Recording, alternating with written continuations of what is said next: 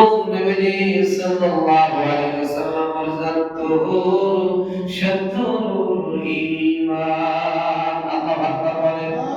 আল্লাহর হাবিব বলেন পবিত্রতা হলো ঈমানের অঙ্গ। সুবহানাল্লাহ বলেন। আল্লাহর হাবিব বলেন আত-তাহুর শাতরুল ঈমান। পবিত্রতা হলো ঈমানের অঙ্গ। এবার আসেন পবিত্রতা কেমন করে করতে হয়? ওযুর আমল দিয়া ওযু সুন্দর করলে আপনার নামাজ হবে। আর যদি পবিত্রতা না হয় নামাজ কি হবে? নামাজ কিন্তু হবে না। আর যদি গায়ের মধ্যে নাপাকি লেগে থাকে এই নাপাকি দূর করার মাধ্যমে গোসল করতে হবে। সুবহানাল্লাহ।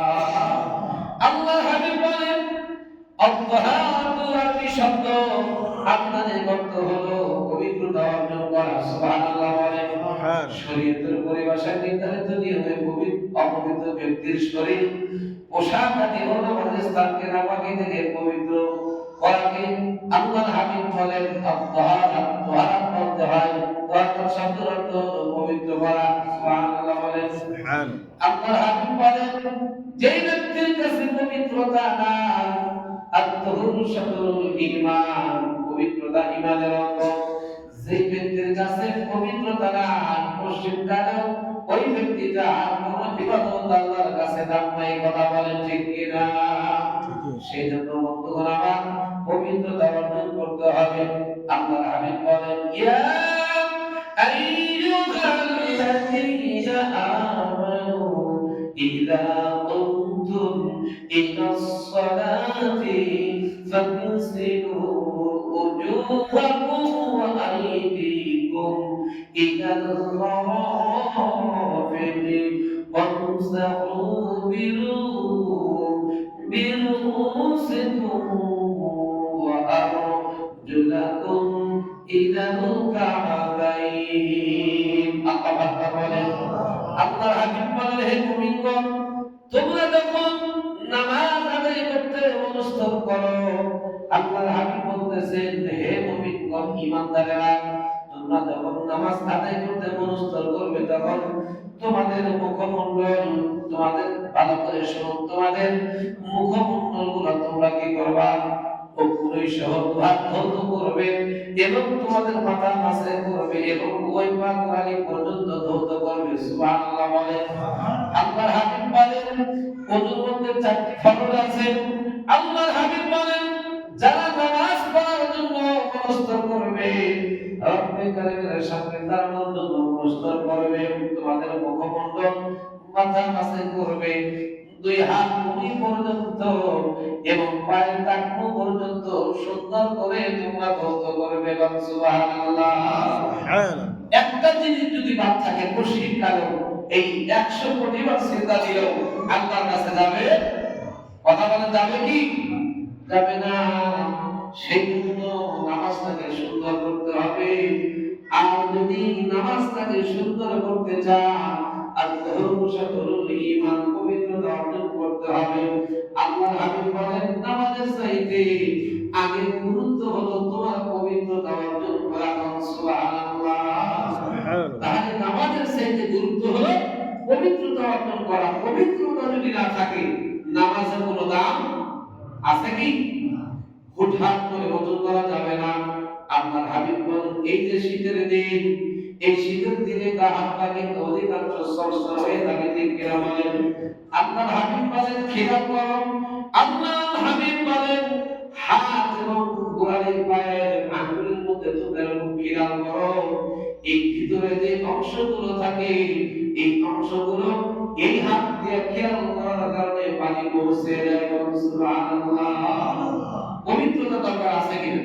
জোরে বলেন একটু দরুদ পড়ে আল্লাহুম্মা সাল্লি আলা সাইয়্যিদিনা মাওলানা মুহাম্মদ ওয়া আলা আলি সাইয়্যিদিনা মাওলানা মুহাম্মদ। সম্মানিত হাজিরিন তিনি পবিত্রতা অর্জন করে আল্লাহ তাকে কেমন ভালোবাসেন শুনেন।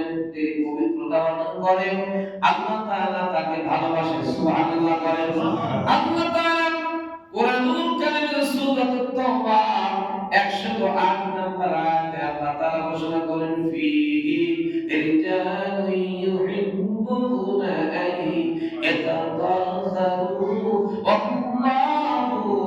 ইন্দুল মুতাতাহহিরিন।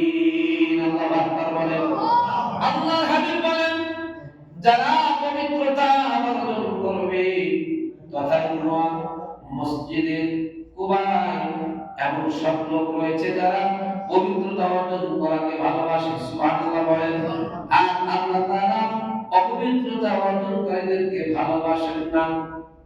আল্লাহ তাআলা অপবিত্রতা অর্জনকারীকে ভালোবাসেন না, যারা পবিত্রতা অর্জন করে আল্লাহ তাআলা তাদেরকে ভালোবাসেন, সুবহানাল্লাহ বলেন। সম্মানিত হাজিরিন, আল্লাহর হাবিব বলেন, যারা পবিত্রতা অর্জন করে তাদেরকে আল্লাহ তাআলা ভালোবাসেন, সুবহানাল্লাহ বলেন। আল্লাহ তাআলা সূরাতুল মুদাসসিরের মধ্যে বলেন, ওয়াসিয়া বাতাফাতাহতারু, আপনার কাপড় পরিষ্কার করুন, চিল্লা বলেন মারহাবা। যদি কাপড়ে ময়লা থাকে কাপড় পরিষ্কার কথা কে বলেছে? সূরাতুল মুদাসসিরের মধ্যে আল্লাহ তাআলা বলেছে, সুবহানাল্লাহ বলেন। তাহলে পবিত্রতা করা দরকার আছে কিনা? আছে। আল্লাহ বলেন আছে কিনা? আল্লাহ হাবিব বলেন, আদ-দীনু আল-নাযাফা। আল্লাহু আকবার বলেন। আল্লাহর হাবিব বলেন, ধর্মের ভিত্তি তাহার উপর স্থাপিত। এই ধরনের আরো অনেক হাদিস রয়েছে, তার কারণ হলো আত-তাহারু শাতরুল ঈমান। আল্লাহর হাবিব বলেন, পবিত্রতা এত বড় গুরুত্বপূর্ণ একটা বিষয়, এই পবিত্রতা অর্জন করা আবশ্যক হয়ে গেছে। যারা নামাজে লেগে থাকবে এই ব্যক্তির কোনো ইবাদত শিরক কালাম আল্লাহর কাছে যাবে না, সুবহানাল্লাহ। পবিত্রতা দরকার আছে কিনা? আছে। বলেন আছে কিনা? যদি পবিত্রতা আমরা যদি না জানি, শিখতে হবে। না শিখে যদি চুপচাপ করে সেজদা মারি কোনো কাজ হবে? যদি বলেন কাজ হবে। ইস্তেনজায় যদি আপনি যান, পোশাক পরতে যদি যান, ওখানে দোয়া আছে কিনা? আছে। যদি বলেন আছে কিনা? আল্লাহর হাবিব বলেন, আল্লাহুম্মা ইন্নী আউযু বিকা মিনাল খুবুসি ওয়াল খাবাইস। আল্লাহর হাবিব বলেন, ইস্তেনজাতে প্রবেশ করার সময় এই দোয়াটা আল্লাহ পাকের কাছে করা, সুবহানাল্লাহ বলেন। আর ইস্তেনজা থেকে বাইর হওয়ার সময় গুফরানা লাকা আলহামদুলিল্লাহিল্লাযী আযহাবা আননিল আযা ওয়া আফানি, এটা হলো ইস্তেনজা থেকে পেশাবখানা থেকে বাইর হওয়ার দোয়া, সুবহানাল্লাহ। আপনি যদি ইস্তেনজার মধ্যে যদি আল্লাহর রহমত পেতে চান, বিপদ থেকে বাঁচতে চান, তাহলে আল্লাহর হাবিব বলেন, যে সমস্ত আমাদের আবুদারেরা এই রাত্র বেলায় ইস্তেনজা করতে যায়, পোশাক পায়খানা করতে যায়, আল্লাহর হাবিব বলেন, যদি এই দোয়াগুলো মাসনুন দোয়াগুলো তারা মানে, পৃথিবীতে কোনো জিন হোক, দেব হোক, দৈত্য হোক, দানব হোক, এই আমাদের প্রভুজানদেরকে কোনোদিন আসর করতে পারবে না, সুবহানাল্লাহ। কাজের মতো কাজ না করলে আসর তো করবেই, কথা বলে ঠিক কিনা? বলতো হুজুর আমার স্ত্রীটা, আমার বোনটা, আমার ওয়াইফটা ইস্তেনজা রাত্রে বের হয়েছে, এরকম আসর করছে রাতের থেকে, সমস্যা মাঝে মাঝে আসে কিনা, দেখা যায় কিনা? এর কারণ হলো নবীর সুন্নাহ না থাকার কারণে। আল্লাহর হাবিবের এই মাসনুন দোয়া করে যদি পুরুষ হোক, নারী হোক, শিশু হোক, বৃদ্ধ হোক, এই দোয়াগুলো যদি পড়ে, তাহলে আল্লাহর হাবিব বলে, পৃথিবীর যত বড় শয়তান হোক না কেন, একবার বান্দা আমার বান্দীদেরকে একটা চুল পরিমাণ ক্ষতি করতে পারবে না, সুবহানাল্লাহ। দোয়া করার দরকার আছে কিনা? জোরে বলেন আছে কিনা? এখন যদি দোয়া ধরতে চাই, 100 জনের মধ্যে 90 জন বলবে, হুজুর আমি দোয়া পারি না, করা হয় না, পারবে কি? পারবে না। কিন্তু হুজুর যদি হক কথা কয়, হুজুরের বিরুদ্ধে মিটিং মিছিল শুরু হয়ে যায়, কথা বলে ঠিক কিনা? বন্ধুগণ, একটা ইমাম, একটা আলেম, একটা হাফেজ কোনদিন কারো শত্রু হতে পারে না। সব সময় আল্লাহর হাবিব বলেন, আল-উলামা ওয়ারাসাতুল আম্বিয়া, নবীদের ওয়ারিস যারা হবে, এই সম্মান আল্লাহ এই দুনিয়ায় হক্কানি আলেম ওলামাদেরকে দিয়ে দিয়েছে, সুবহানাল্লাহ। একটা হক্কানি, একটা আলেমদেরকে যারা তাজিম করবে, আল্লাহর হাবিব বলেন, তারা যেন নবীদেরকে তাজিম করলো, সুবহানাল্লাহ বলেন। তার কারণ হলো, কাজেই একটা আলেমের সাথে খারাপ ব্যবহার করা যাবে না, সুবহানাল্লাহ বলেন। আল্লাহ হাবিব বলেন, আল্লাহ তাআলা পবিত্র কালামে আল্লাহ তাআলা এভাবে ইরশাদ করিয়া, আইয়ুহাল্লাযীনা আমানু, হে ঈমানদাররা, ইযা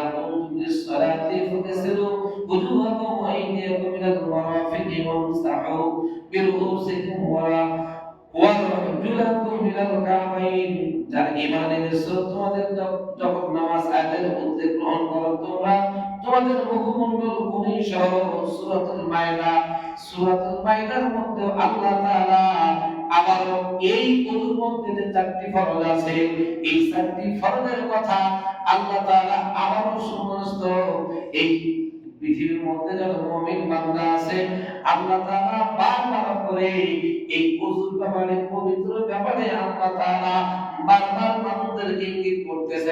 সুবহানাল্লাহ। আল্লাহ বারবার বলতেছে, আমার বান্দারা ওযু যেইভাবে আমি শিখাই দিয়েছি, আমার হাবিবকে, আমার দোস্তকে, রাসূলুল্লাহ যেইভাবে বলেছে তোমরা সেইভাবে ওযু করো। সুবহানাল্লাহ। আমার জীবনে আমি দেখলাম না এই মসজিদে কোনোদিন জিজ্ঞাসা করলে হুজুর আমার ওযুটা হয় কিনা, কথা কয় না, ঠিক আছে না? লোক এক রাকাত মিস করছে, দুই রাকাত মিস করছে, নামাজ কেমনে পড়বে বলতে না। আমার একটা কথা আমি বারবার অনেক সময় বলি, যারা ফজর নামাজের সময় সুন্নতে টাইম পান না, ফজর হয়ে গেছে তারপর সুন্নত পড়া কোনো নিয়ম নাই, ডাইরেক্ট হাদিস শরীফ থেকে বলছি, আল্লাহর হাবিব বলেছেন সূর্য ওঠার পরে এই দুই রাকাত করবা। সুবহানাল্লাহ বলেন। কিন্তু যতই জায়গায় যাই, যত জায়গায় দেখি, অনেক জায়গায় দেখি কি নিয়ম চলে, কেউ মানে কেউ মানে না। যারা মানে না তারা কি হাদিস মানলো নাকি অমান্য করলো, কথা পায় না। তাহলে এটা মানতে হবে। আপনি ফজরের ফরজ পেয়েছেন, সুন্নাত করতে পারেন নাই, এই জন্য উত্তম পন্থা হলো আযান দেওয়ার সাথে সাথে বাড়িতে সুন্নাত আদায় করে নেওয়া। সুবহানাল্লাহ। এখন যে কোনো কারণে দেরি হয়ে গেছে, আপনি মসজিদে আসবেন, আসতে গেলে দেখবেন টাইম নেই, আপনি তো সুন্নাত করতে পারবেন না, পারবেন কি? আবার মসজিদে এসেছে, দেখলেন যে ইমাম সাহেব লম্বা সূরা ধরেছে, আমি নামাজ আদায় করতে পারবো, তখন আপনি আদায় করতে পারবেন। কিন্তু যদি নিজের মন মতো চলে, পশ্চিম কালেও এই নামাজ আল্লাহর কাছে কোনো দাম হবে না। হবে কি না?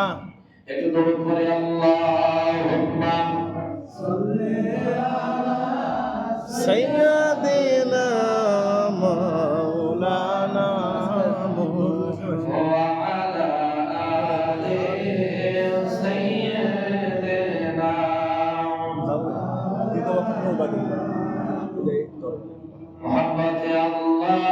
আল্লাহুম্মা সাল্লি সাইয়্যিদিনা মাওলানা মুহাম্মদ ওয়া আলা আলি সাইয়্যিদিনা মাওলানা মুহাম্মদ। আল্লাহর হাবিব বলেন, যদি ওযু থাকে একাধিকবার নামাজ আদায় করা যাবে। সুবহানাল্লাহ বলেন। কিন্তু কেউ যদি চিন্তা করে না নতুন করে ওযু করে নামাজ আদায় করব সওয়াবের আশায়, আল্লাহ তাকে সওয়াব দিবে। সুবহানাল্লাহ। আল্লাহর হাবিবের একটি হাদিস শরীফ রয়েছে, আল্লাহর হাবিব বলেন, নামাজের আগে যখন ওযু করতে হয়, ওযু করার আগে মেসওয়াক করাটা নবীর সুন্নাত। সুবহানাল্লাহ। আল্লাহর হাবিব বলেন, উম্মতের জন্য ওযু করবে, মেসওয়াক করা সুন্নাত, তাতে অনেক সওয়াব ও উপকার রয়েছে।